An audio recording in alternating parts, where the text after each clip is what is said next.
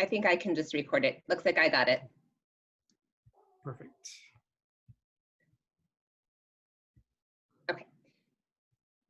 So we thought we would start the conversation sort of looking at a larger way in which data is showing us that mental health is being impacted by the COVID-19. In a Washington Post article this past month, federal agencies and experts warn that there's a historic wave of mental health problems approaching. We're seeing increases already in substance abuse, depression, post-traumatic stress disorder, and there's some concern based on the 2018 recession that suicide would also potentially increase. We also know that there has been some recent evidence that increases in domestic violence, grief, and anxiety have also been on the rise. The APA conducted a poll, it's called the Harris Poll, and based on that information, we've seen some really interesting trends. For right now, we see that parents, on average, are feeling significant higher levels of stress, and they're noticing that this is mostly due to having online education, issues around basic needs and access to healthcare services, as well as feeling as if they're missing out on some major milestones with their children. Economists also show that individuals who are single are concerned that they will also be experiencing increases in depression. As we spend time with others, we know that data shows that the more that we are around people, the less stress and depression we tend to feel. And so there's some concerns as well that the data is going to start to show that individuals who are living alone or do not have significant social contact with others are also going to be experiencing increases in depression and anxiety. The government response to COVID-19 is also a significant source of stress for nearly 7 in 10 adults. And we're also seeing that people of color are more likely than Caucasian adults to report significant stressors in their life as a result of COVID-19. Specifically, they're concerned about getting the coronavirus, having their basic needs, and access to healthcare services. Thank you, Dr. Gonzalez. And she shared kind of the macro level of what this is kind of how it's affecting folks across the nation. We also want to share how this looks in the micro level. And this is, again, things that we pulled from different experiences.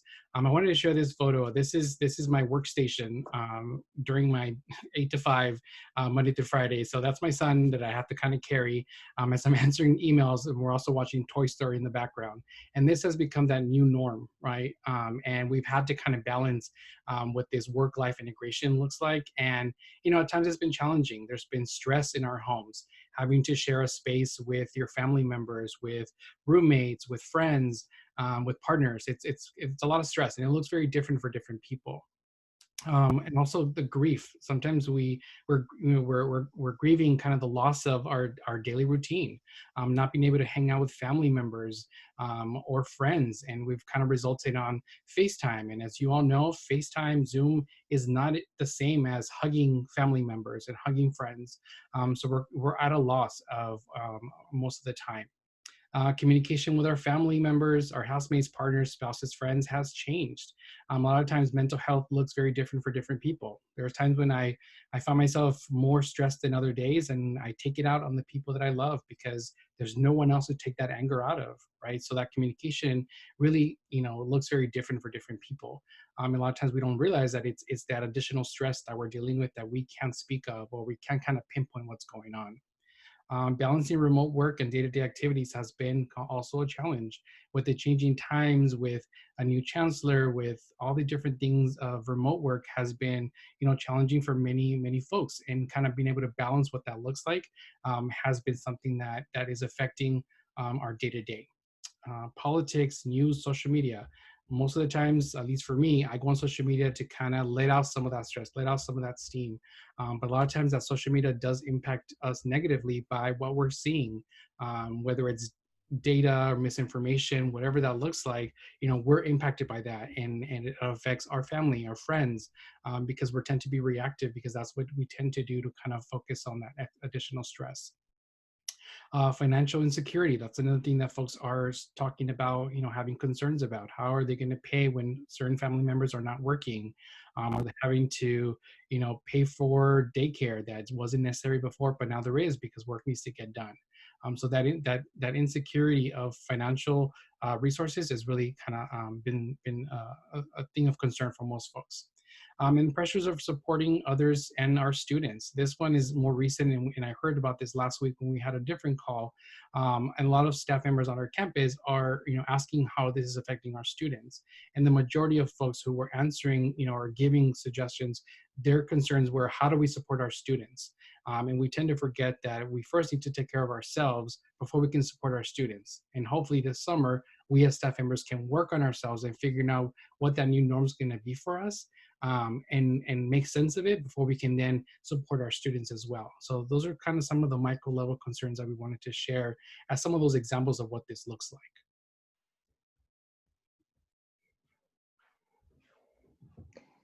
So I think part of what we were hoping to accomplish was using some of the things that we just reviewed from the macro and the micro level to initiate some conversation around questions, concerns, things that you all are experiencing during this time, such as what are some challenges that you might be going through? How are you managing the daily stressors? And maybe what are some things that are working or haven't been working for you?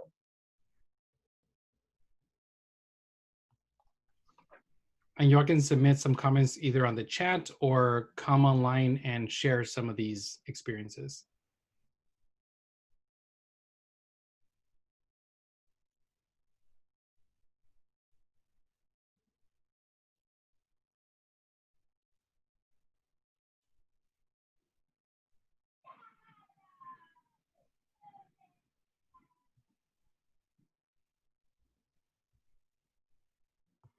Don't be shy. We want to hear from you all.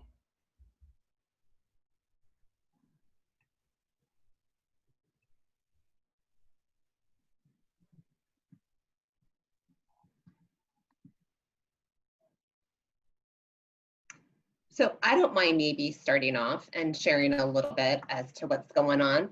It looks like maybe we're getting some feedback coming in as well too. The Zoom fatigue, I think, is something that I experienced last week.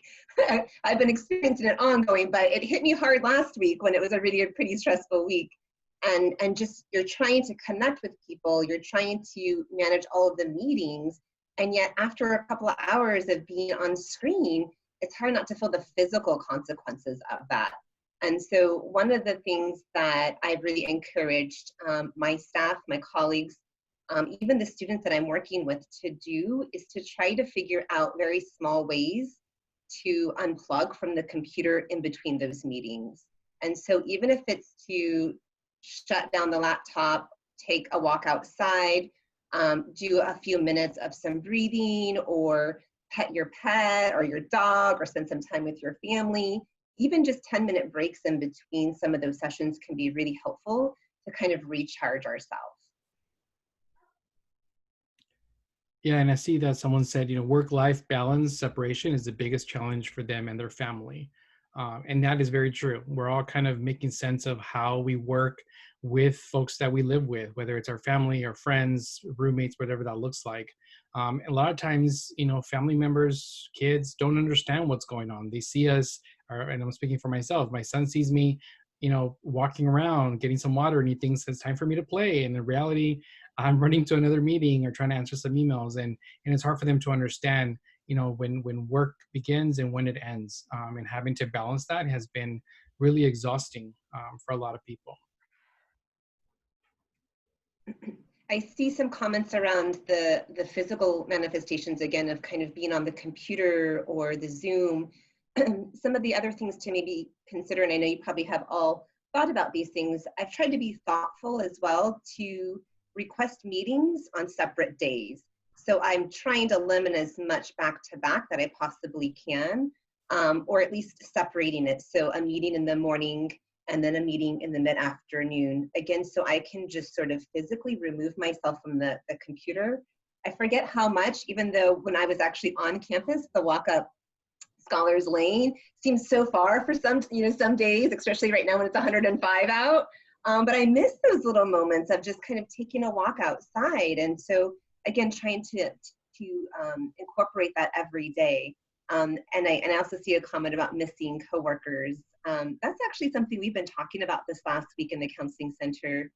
Um, just the impact of being able to step outside of your office and connect with the people that you work with, your colleagues, those that maybe you've built not just a professional relationship, but you have a personal connection with. And so one of the things that we're trying to do is to make sure that we're connecting with each other, at least in the counseling center, twice a week, and not always talking about work, just checking in. If you feel like it's too much Zoom, for us at the counseling center, we actually enjoy seeing each other's faces. And so we try to schedule it, like I say, where it's separated during the week. But just to kind of check in and start the meetings off with what's going on for you all. What are some things that have maybe added to additional stress on top of the work?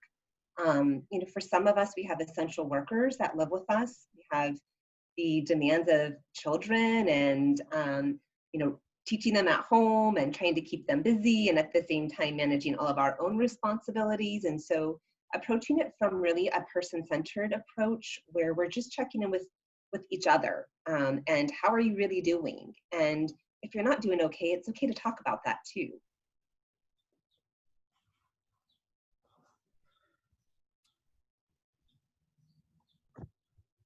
Anyone else have any other challenges or experience, negative experience that you are currently facing that you want to talk about? We've kind of already started doing this, but I want to turn into, what are some, how are you all managing that daily stress? What are some things that are working for you? We kind of already mentioned some examples of doing that. I know that, Dr. Gonzalez, you mentioned this, having this with coworkers, but going on a walk and FaceTiming with a colleague or a friend, you're kind of away from your house, from home, but you're also kind of FaceTiming. So you get to chit chat, catch up, and you're kind of away from home, kind of away from that work experience that tends to be working for some folks. But does anyone else have any suggestions or things that is working for them on how to manage some of the stress?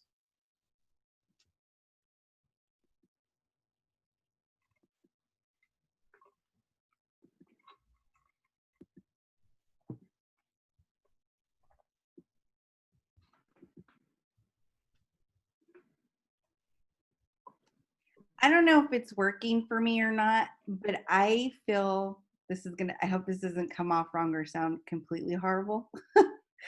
I feel a little guilty because I still have a job and I still have an income. So that when all this comes up of how people are coping and things like that, I think about everyone else who are not as fortunate as us. So that just makes me feel, I can't be complaining. I can't be like really complaining because I still have a paycheck coming in when there's others who don't have that opportunity like we do. So that makes me say, hey, you know what? I need to get up.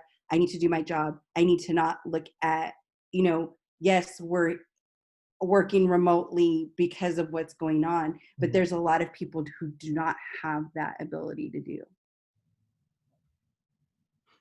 Yeah, thank you for sharing that. And that's real. That guilt that you feel, I think a lot of us feel very similar to you. Like that's, it's hard not to appreciate the things, the good things that we have in our lives, that we could do certain things with the job that we have or the role that we have on campus.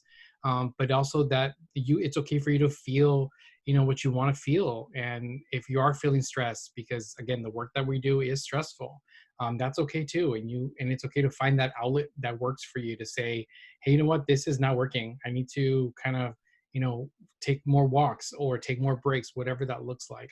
That's okay to do that, even though we have the job, we have the paycheck, right? And I see some folks have been chatting here. So someone says, baking a lot. So that's been helpful. Playing with pets has also been helpful to kind of release some of that stress. Craig mentions taking daily lunchtime walks and listening to great courses, lectures, in addition to finding a creative outlet in culinary arts. So people are finding different outlets that work for them, whether it's baking or, finding new recipes. Onar mentions, unplugging from a computer, and but the mind is not shutting off. So that's also something else to consider. A lot of times we go to sleep and work is still on our minds. So he uses the Calm app at night. And that's a plug that we'll put in later on in the day in the session about the Calm app. Great. There's another comment about the benefits of the Calm app, and we have that as a resource at the end of today's discussion, that it can really help with a lot of different ways to just quiet the thoughts. And I think it's important to remember that sometimes the techniques that we use at the beginning are not the techniques that we can always continuously use. And so we have to kind of, I think, keep a toolbox of different things that work for us at different times. And so sometimes the Calm app might be helpful, sometimes the walks, the cooking. Sometimes it's just a matter of just sitting with how we're feeling about things and recognizing that that feeling is not going to be forever, and kind of just doing some visualization, allowing that feeling to kind of wash over us, and recognize that if we're not able to calm our mind down at night, or we're having a really hard time where we're physically feeling the stress, that's also our body's indicator to pay attention to what's going on for ourselves. And so sometimes just taking a little bit of time to just check in with ourselves to recognize really what is happening. Are we feeling some fear? Are we feeling an anxiety reaction from something from our past, or something's being triggered for us? And then try to kind of go from there. What are some things I can do in the moment that'll make me feel good just right now? And it can be very little things. They don't have to be big things that we do for ourselves, but sometimes it's just little things like putting an ice pack on our head, or taking a warm bath, or again, just sitting outside for a little bit and looking up at the sky. And so I think it's just important to remember that you might have a lot of different tools that you need for different times.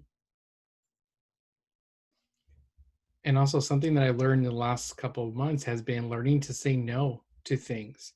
With things in the news changing rapidly, I think I heard that some of the cities are opening up slowly in the next couple of weeks.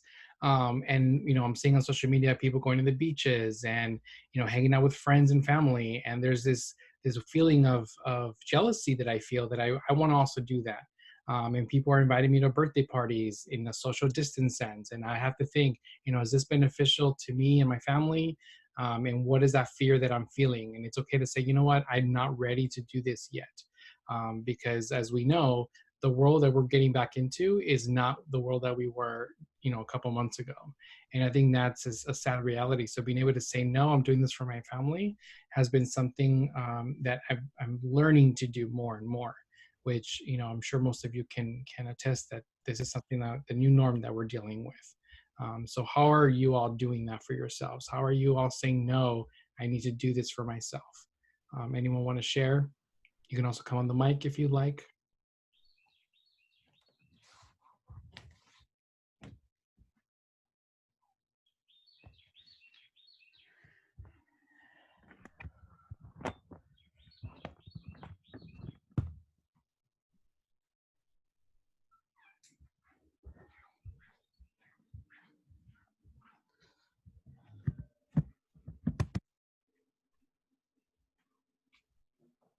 I could share.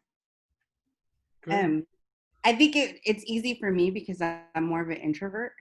So it doesn't bother me being at home and not out there. And usually people come to my house. So I had to send out a text message saying that my house was closed until further notice, that nobody can come over. And so I said, if they wanted, they can stand out on the sidewalk. But that's as close as they're gonna get. I don't feel bad saying no, because I feel, even, I know people are like, oh, it's a small percentage, or like, you can't live in fear. It's not even, for me, it's not even living in fear. It's just my well-being and the well-being for my family that comes first, and I feel like people should respect that, even if they have a different opinion. It's like, this is my own choice for my own health and the health of my family. So saying no comes pretty easy for me, and considering I've shared this before, I have pretty much half my family members are essential workers, and a couple of them are direct in contact with COVID patients at the hospital. So that too reminds me, I they're sacrificing. They're my kids, and they're sacrificing. And as a mother, I worry. So to me, I would be selfish and inconsiderate of the work that they're doing if I put myself or any other family members at risk by doing that. So no comes pretty easy. That's great. I remember having to tell a family member that they couldn't come into our house. They had to leave the toys for the baby outside of our door, and they were very offended. These are close family members. And I had to deal with that feeling of guilt of, I didn't let them in, now they're upset. But I had to rationalize it and say, I'd rather them be upset now than come down the line a couple months from now when they find out that we might have gotten something, and it could have been worse. So I'd rather them be upset right now. So I think it's, how do we deal with all those different emotions that are coming up for a lot of people. So thank you for sharing this, Ray. That's great. I'll add as well onto what Desiree was saying. I think I'm the opposite. I tend to be a people pleaser.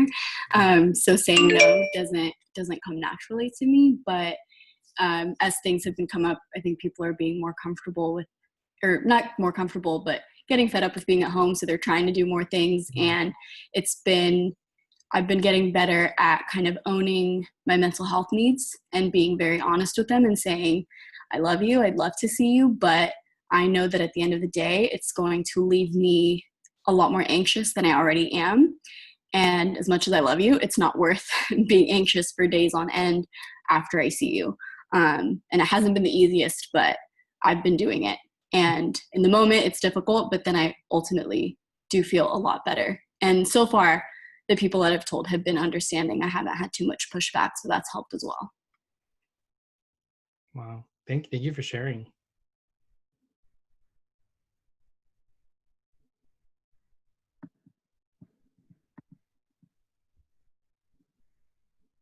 I think sometimes I'm a lot like that as well. I'm a people pleaser too. And I think that even just learning how to say no sometimes in our own professional life as well, that sometimes there are days that we're not able to be fully present, and we have to also be thoughtful. I know I've learned to kind of develop a lot more self-compassion for those days where I think, initially a lot of messages that were received on social media where we should be able to manage all of the stuff because we're going to be home all day long, and we should be able to, get in our workout routines and make sure we're eating healthy, and we can manage all of these other things. And that's not really the reality of it. And so I think I've had to learn sometimes to say, no, I can't take on another project right now. I'm having a whole lot already to manage, and how to sort of set some own professional limits, because I think we feel this need.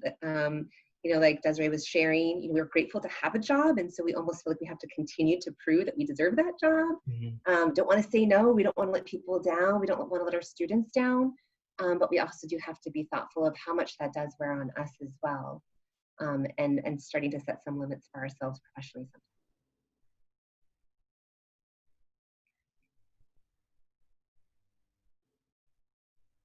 Has anyone felt something similar in that way, in which there's some pressures to continue to show up 100% when we're not always feeling 100%?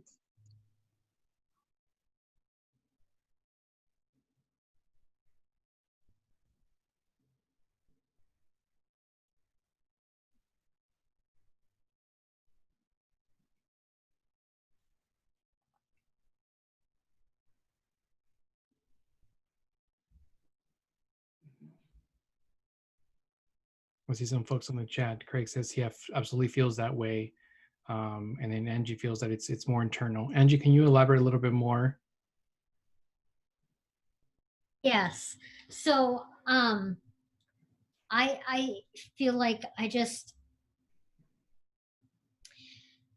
because I'm not getting interrupted with walking places and all that sort of stuff, I feel like that I just should be getting more stuff done than what I think I'm capable of doing, because the way that I'm working is completely different than what I was before. While I'm still on my computer, I just don't have the same capacity like I had said earlier, I'm getting migraines on a weekly basis.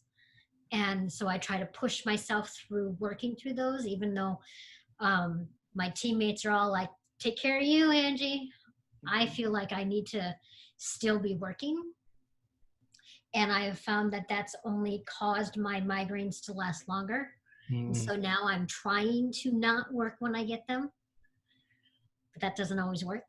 So that's what and I feel like it's just me putting that pressure on myself, because I feel like, those around me are being really supportive.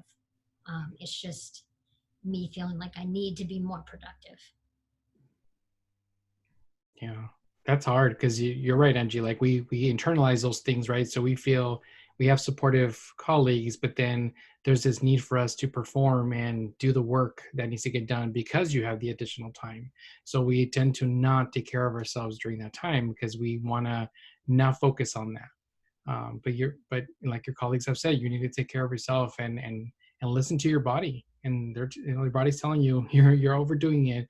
You might want to take a break because it's the new normal that we're trying to kind of work through. And I see Latrice has raised her hand. So I really appreciate what Angie shared. One of the things that I realize I'm experiencing as well is not just that that need to work and that guilt of, well, I'm at home and the computer's right there and I know emails are coming in, so I'm checking all the time and I'm working a lot. But an odd thing that I realize is because I'm on my computer all the time, I'm really feeling it in my eyes. And so I have a stack. I wear contacts and I have my glasses, and I bought computer glasses, but I've got this great stack of books that I want to read. And every time I sit and open them, I realize the print is too small and it's giving me headaches. And so I stop and take a break and I try to go back to the books. And those are, good for professional development, things that we're working on and so forth. But I realize it's like, okay, now I've got this strain and it gives me headaches and I get migraines too, but I'm feeling guilty because I can't focus for very long to read this great stack of books that I've been wanting to read because my eyes are exhausted from being on the screen and reading all the time and, engaging this way. So I'm trying to sort through what to do with that. Because that is planning for the future, that is professional development, but it's also taking a toll on my body physically that I need to acknowledge. I think that's an excellent point, Latrice. One of the things I've been reading about is how much more attention and concentration it takes to actually engage in the Zoom sessions and the phone sessions. It's not like when we're sitting together and we can read each other's body language differently. Even though I can see you all, there is a little bit of a lag. And so I have to pay more attention to what's going on and screen out all of the background noise. And so I think you're right. It does strain our eyes. It gives us headaches. It sometimes will affect our body posture because the way we're sitting to be able to watch the screen. I noticed that, and I even had staff talking about that my back was kind of hurting me at the beginning. I didn't realize, it didn't hurt me before when I was in the counseling center, but now it's hurting me. What's going on? And so I think it's really important. Again, it's just those reminders, those physical reminders that we need to take some breaks and figure out a way to kind of take care of ourselves. And I really did appreciate Angie's comment as well, that sometimes these aren't pressures that we're giving, that people aren't giving to us, it's pressures that we're giving to ourselves.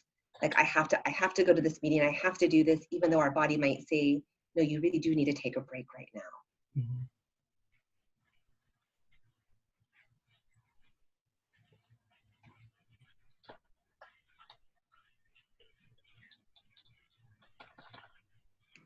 Other things that people want to share that they've also been experiencing?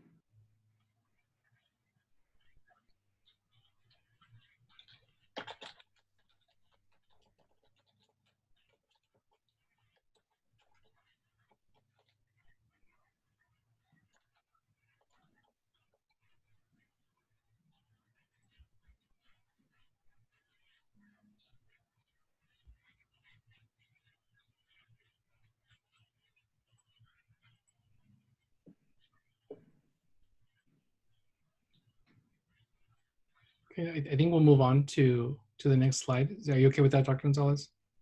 Absolutely.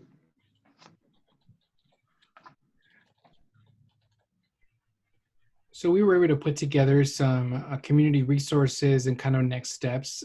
So I'll touch on a few, and Dr. Gonzalez, you can jump in some of the other ones. And we kind of alluded to some of these as kind of next steps. So how do we take our mental health into a more positive side? Sleep, nutrition, and we talked about this already, is listening to our bodies, trying to make a routine that makes sense for us now in this new norm. Exercising, meditation, someone mentioned that earlier, breathing exercises that seem to be working with some folks. I know sometimes it's a little harder when we have, families and more people kind of around us, or pets or things like that. So how do we kind of incorporate some of these things to make sure that we're being healthy for ourselves, but also for the people around us as well? This was important too. I think, Angie, you alluded to this, is knowing when to take a break from that routine. As well. Knowing that in the past, we used to take breaks to go get coffee or to go visit colleagues. So how do we incorporate that into our new routine? Staying connected, finding different ways of connecting with folks, whether it's through our phones, FaceTime, social media, whatever that looks like, to kind of find ways of still connecting with the folks that we care about, that we used to be able to see on a daily basis, and how do we do that moving forward? You want to continue, Dr. Gonzalez? Sure. And just to add to the stay connected, I think, part of what we've all been talking about is kind of a little bit of the Zoom fatigue and just feeling sometimes tired that we have to make these meetings, we have to, check in. I find that sometimes just a text message to somebody like, hey, how are you? I'm just thinking of you. I just want to know that you're in my thoughts.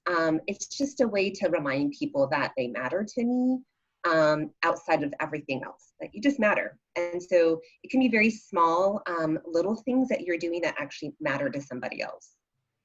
Finding meaning in the things that you value, and why you do what you do, and the relationships that you build.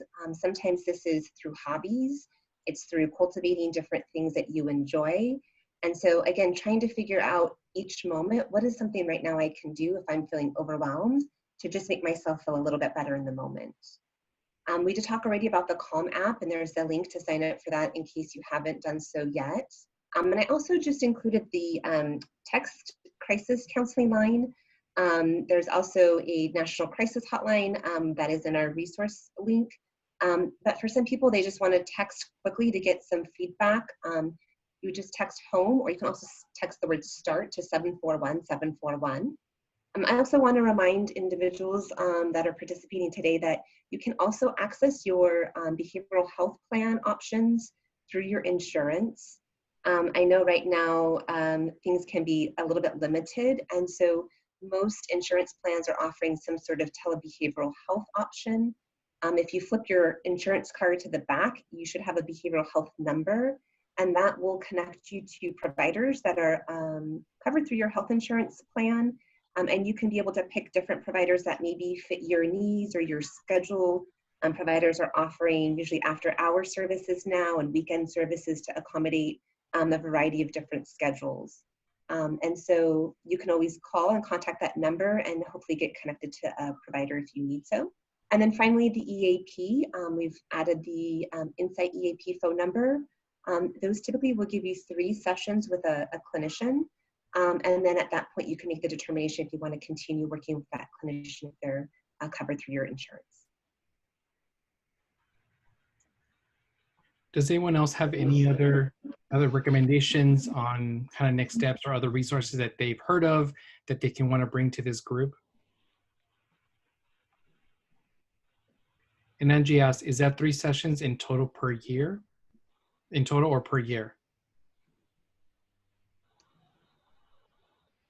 I am not going to be the expert completely on what the Insight EAP is. My understanding is it's, I believe, 3 sessions each time that you would connect. So typically you'll be given authorization for about a year, and then it would be those 3 sessions.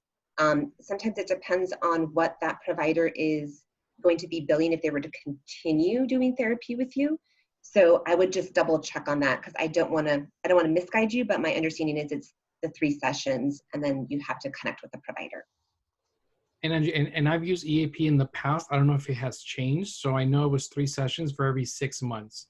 So when you call to make the appointment with EAP, they'll let you know that you can redo the 3 sessions after 6 months, and they'll give you that date.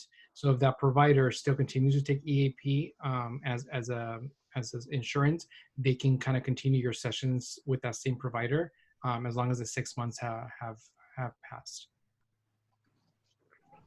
I could have changed since then, but I know that that's in the past. It's how it's been done.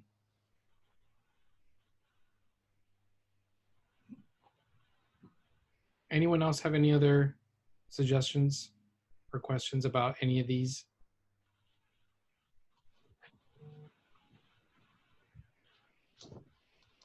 Okay, so we wanted to include some additional resources. So these are most updated and some great resources that Dr. Gonzalez has put together for everyone. And we'll be making this PDF available for you all to download on the website. And hopefully Desiree can help us kind of send that out to folks. You can download it and then click these hyperlinks to those resources. The one at the very bottom is one that we just heard of. Those folks on Student Affairs, you all heard this from Charles earlier today about and how to create this sense of belonging in a community. And it's a YouTube video. It's about 40 minutes long. And it's a really great resource for folks who are kind of trying to find that sense of belonging during these times. So it's you can all find that resource on there as well.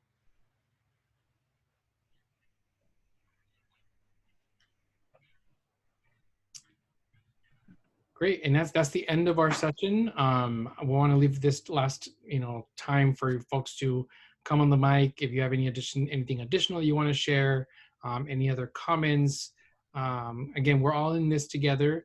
We're all kind of working through some of these things as we're going along. So even though, like we said earlier, we're not experts, we wanted just to provide a space for folks to share some of those concerns that you're having. And we do have some administrators on the call who hopefully will take this information on to the upper leadership so they can hear some of these concerns. I don't know if Dr. Grady, putting you on the spot, if you want to talk about the People First group and what you all are doing and how you can be able to take this information to the leadership. Absolutely. Thank you, Armando, and thank you, Dr. Gonzalez, for taking your time today to speak with us about, or to engage with us in this conversation. I am working with our Associate Chancellor and Chief Diversity Officer, Danya Matos, and the People's First work group to really get a sense of how COVID-19 is impacting our staff and our faculty and our graduate students. The survey closes today.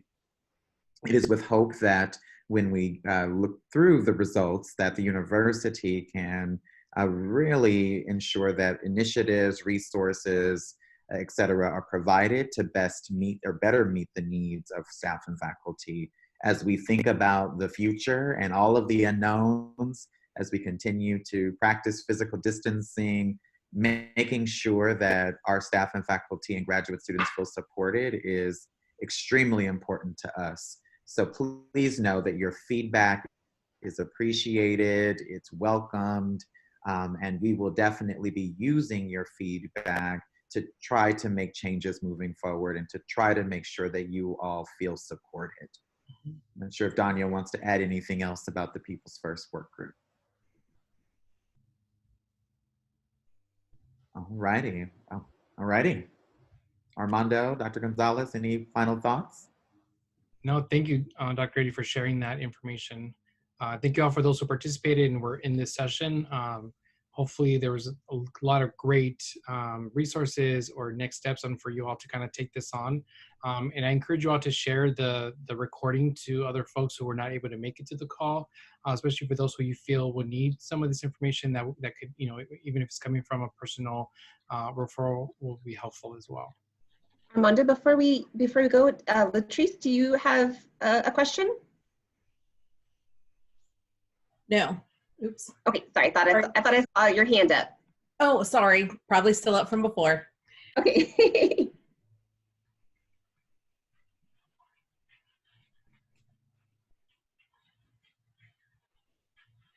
Okay. I don't have anything else to add. Thank you all. Thank you, Dr. Gonzalez and Armando, for facilitating this session. I want people to also know we have 2 more sessions this month, and we will probably return in July. We are taking a break for June to get everything together. They're going to be posted to the EDI website for everyone who is not able to attend all the sessions that we've had, current to past. And if you have any questions, you can also contact us. Thank you again for facilitating this. We appreciate everyone for participating. So thank you. Thank you all. Hope you have a great rest of your week. Thank you. Take care. Bye. Thank you.